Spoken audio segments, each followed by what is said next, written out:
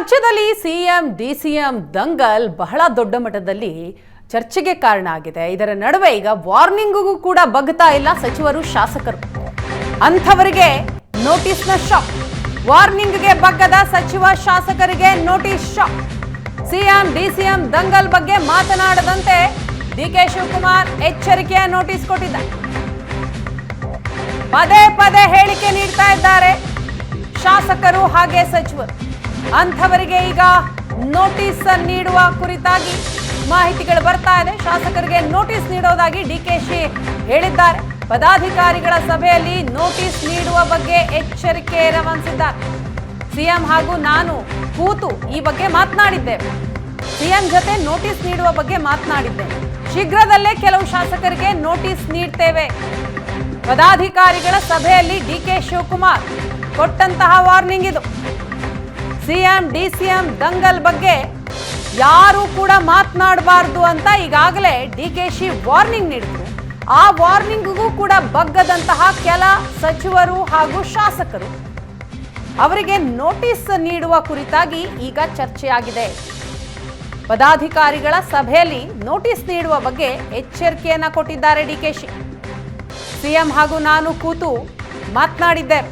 CM ಜೊತೆ notice ನೀಡುವ ಬಗ್ಗೆ ಮಾತನಾಡಿದ್ದೇನೆ. ಶೀಘ್ರದಲ್ಲೇ ಕೆಲವು ಶಾಸಕರಿಗೆ ನೋಟಿಸ್ ನೀಡ್ತೇವೆ ಅಂತ ಡಿಕೆಶಿ ಹೇಳ್ತಾರೆ.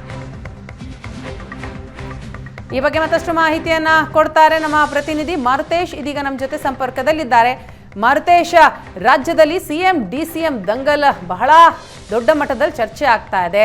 ಎಷ್ಟೇ ವಾರ್ನಿಂಗ್ ಕೊಟ್ಟರೂ ಕೂಡ ಕೆಲ ಸಚಿವರು ಶಾಸಕರು ಬಗ್ತಾ ಇಲ್ಲ. ಹಾಗಾಗಿ ಈಗ ಅವರಿಗೆ ನೋಟಿಸ್ ಕೊಡೋ ನಿಟ್ಟಿನಲ್ಲಿ ಚಿಂತನೆ ಆಗಿದೆ. ಅದನ್ನೇ ಪದಾಧಿಕಾರಿಗಳ ಸಭೆಯಲ್ಲೂ ಕೂಡ ಹೇಳಿದ್ರ ಡಿಕೆಶಿ? ಹೌದು, ಪದಾಧಿಕಾರಿಗಳ ಸಭೆಯಲ್ಲಿ ಪ್ರಧಾನ ಕಾರ್ಯದರ್ಶಿಗಳೊಬ್ರು ಅಂದ್ರೆ ಅಧ್ಯಕ್ಷರು ವಾರ್ನಿಂಗ್ ಮಾಡಿದ್ಮೇಲೂ ಕೂಡ ಕೆಲವರು ಮಾತನಾಡ್ತಾ ಇದ್ದಾರೆ. ಇದು ಸರ್ಕಾರಕ್ಕೆ ಡ್ಯಾಮೇಜ್ ಆಗುತ್ತೆ ಅನ್ನುವಂತ ವಿಚಾರವನ್ನ ಪ್ರಸ್ತಾಪ ಮಾಡಿದಾಗ ಡಿಕೆ ಶಿವಕುಮಾರ್ ಅವರು ಸಭೆಯಲ್ಲಿ ತಮ್ಮ ಅಭಿಪ್ರಾಯನ ವ್ಯಕ್ತಪಡಿಸಿದ್ರು. ಅಂದ್ರೆ ಯಾರ್ಯಾರಿಗೆ ನೋಟಿಸ್ ಕೊಡ್ಬೇಕು, ಈ ರೀತಿ ಮಾತನಾಡುವಂತದಕ್ಕೆ ಕಡಿವಾಣ ಹಾಕಬೇಕು ಅನ್ನೋದ್ರ ಕುರಿತಾಗಿಯೂ ಕೂಡ ನಾನು ಮತ್ತು ಮುಖ್ಯಮಂತ್ರಿಗಳು ಕೂತು ಮಾತನಾಡಿದ್ದೀವಿ. ಮುಂದೆ ಅದ್ರ ಆಕ್ಷನ್ ಆಗುತ್ತೆ ಅನ್ನೋದನ್ನು ಕೂಡ ಸಭೆಯಲ್ಲಿ ಹೇಳಿದ್ರು. ಬಳಿಕ ಸುದ್ದಿಗೋಷ್ಠಿಯಲ್ಲೂ ಕೂಡ ಡಿಕೆ ಶಿವಕುಮಾರ್ ಅವರಿಗೆ ಇದೇ ಪ್ರಶ್ನೆಯನ್ನ ಕೇಳಿದಂತ ಸಂದರ್ಭದಲ್ಲಿ ನಿಶ್ಚಿತವಾಗಿಯೂ ಯಾರ್ಯಾರಿಗೆ ನೋಟಿಸ್ ಕೊಡ್ತೀವಿ ಅನ್ನೋದನ್ನ ಮುಂದೆ ನೋಡಿ, ಪಕ್ಷದ ಶಿಸ್ತನ್ನ ಮೀರುವಂತದನ್ನ ನಾವು ಸಹಿಸಿಕೊಳ್ಳೋದಿಲ್ಲ, ಆ ವಿಚಾರದಲ್ಲಿ ಯಾವುದೇ ರೀತಿಯಾದಂತ ಕಾಂಪ್ರಮೈಸ್ ಇಲ್ಲ ಅನ್ನೋದನ್ನ ಡಿಕೆ ಶಿವಕುಮಾರ್ ಅವರು ಮತ್ತೊಮ್ಮೆ ಪುನರುಚ್ಚಾರ ಮಾಡಿದ್ರು. ಇದರ ಅರ್ಥ ಮುಂದೆ ಈ ಬಗ್ಗೆ ಮಾತನಾಡುವಂತ ಅಂದ್ರೆ ಡಿಸಿಎಂ ವಿಚಾರ ಇರ್ಬೋದು, ಸಿಎಂ ವಿಚಾರ ಇರ್ಬೋದು, ಅಧ್ಯಕ್ಷರ ಬದಲಾವಣೆ ವಿಚಾರ ಇರ್ಬೋದು, ಮತ್ತು ಪಕ್ಷದ ಮತ್ತು ಸರ್ಕಾರದ ನಡುವೆ ಗೊಂದಲ ಉಂಟು ಮಾಡುವಂತ ಹೇಳಿಕೆ ಕೊಡುವವರ ವಿರುದ್ಧ ನೋಟಿಸ್ ಕೊಟ್ಟು ಅದಕ್ಕೆ ಉತ್ತರ ಪಡಿತಾರೆ. ಉತ್ತರದ ಬಳಿಕ ಏನ್ ಕ್ರಮ ಆಗುತ್ತೆ ಅನ್ನೋದು ಸದ್ಯಕ್ಕಿರುವಂತಹ ಪ್ರಶ್ನೆ. ಯಾಕಂದ್ರೆ ಈ ರೀತಿಯಾಗಿ ಹಿಂದೆ ಕೂಡ ನಡೆದಿದ್ದಾವೆ, ಪದೇ ಪದೇ ಹೇಳಿಕೆಗಳು ಬಂದಿದ್ವು. ಕೊನೆಗೆ ಶಿಸ್ತು ಸಮಿತಿ ಎಂಟ್ರಿ ಆಗೋದಕ್ಕೂ ಮುಂಚೆ ಎಐಸಿಸಿ ಮಧ್ಯಪ್ರವೇಶ ಮಾಡಿ ಒಂದು ವಾರ್ನ್ ಮಾಡಿತ್ತು. ಯಾರು ಕೂಡ ಡಿಸಿಎಂ ವಿಚಾರದ ಬಗ್ಗೆ ಚರ್ಚೆ ಮಾಡದೆ ಚುನಾವಣೆ ಮಾಡಿ ಅನ್ನುವಂತ ನಿರ್ದೇಶನ ಬಂದಿತ್ತು. ಆಗ ಎಲ್ಲವೂ ಸರಿ ಆಗಿತ್ತು. ಆದ್ರೆ ಈಗ ಅದರ ಮೀರಿ ನಡೀತಾ ಇದೆ. ಯಾಕಂದ್ರೆ ಅಧ್ಯಕ್ಷರು ವಾರ್ನ್ ಮಾಡಿದಾಗ್ಲೂ ಕೂಡ ರಾಜಣ್ಣ ಅವರು ನಾ ಯಾವುದೇ ವಾರ್ನಿಂಗ್ ತಲೆ ಕೆಡಿಸ್ಕೊಳ್ಳಲ್ಲ, ನಾವು ಮಾತನಾಡೋದು ತಪ್ಪ ಅನ್ನುವಂತ ಪ್ರಶ್ನೆಯನ್ನ ಎತ್ತಿದ್ರು. ಹಾಗಾಗಿ ಇವತ್ತಿನ ಸಭೆಯಲ್ಲೂ ಕೂಡ ಈ ವಿಚಾರ ಪ್ರಸ್ತಾಪ ಆಗಿದೆ.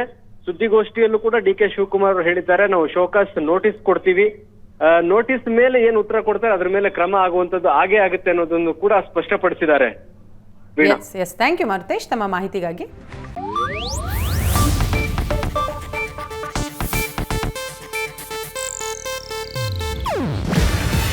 ಇದು ಏಷ್ಯಾನೆಟ್ ನ್ಯೂಸ್ ನೆಟ್ವರ್ಕ್ ಪ್ರಸ್ತುತಿ.